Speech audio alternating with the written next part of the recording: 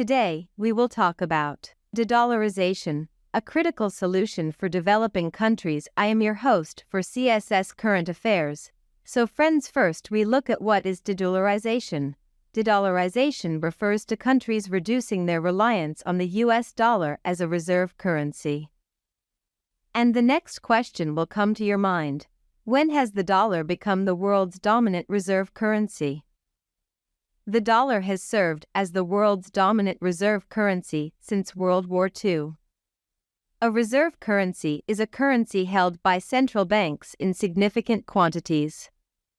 It is also widely used in international trade and investment transactions. Today, the dollar remains the primary currency used in cross-border transactions, held by central banks and reserves, and traded in foreign exchange markets. The role of the dollar reflects global confidence in the U.S. Federal Reserve, Fed, as an institution and the U.S. economy and financial markets more generally. The dominance of the U.S. dollar in cross-border transactions allows the United States unique visibility and levers of influence through policy measures such as financial sanctions that impede access to the U.S. financial system or the use of the U.S. dollar in international trade. Sanctions, imposed for foreign policy or national security objectives, restrict access to the U.S. payments and financial system, which is generally needed to process dollar transactions.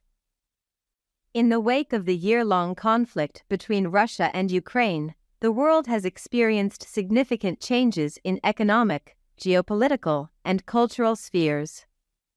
However, the most profound effect of the conflict is its impetus towards multipolarity, the redistribution of global economic power among several advanced economies rather than being concentrated in a single hegemonic power, the United States.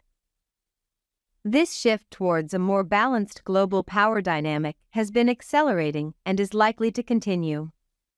The culmination of World War II prompted the US dollar to dominate the financial world for over 80 years, but now another conflict in the backyard of Europe has applied a reverse gear to this phenomenon. De-dollarization is pacing up.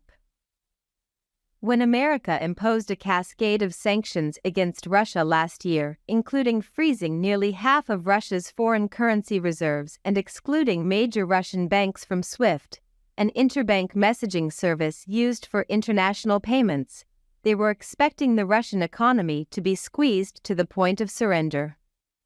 However, the financial sanctions against Russia, billed as the weaponization of the dollar, resulted in a different outcome: the rise of alternative financial infrastructures promoted by the US's two most significant geopolitical competitors, China and Russia. In response to these measures, these nations have moved to develop their own financial systems, which could potentially diminish the US dollar's global financial dominance. The movement towards de-dollarization is by no means confined to Russia and China alone. Rather, it is a global trend, with nations and regions from India to Argentina, Brazil to South Africa, and the Middle East to Southeast Asia all redoubling their efforts to reduce their reliance on the dollar. At the core of this drive towards financial independence lies a deep-seated fear among many capitals that the United States may one day use the full weight of its currency to target them with the same devastating sanctions that have been imposed on Russia. The recent surge in de-dollarization initiatives can be traced back to this growing anxiety, as countries seek to protect their economic interests and safeguard against potential future threats.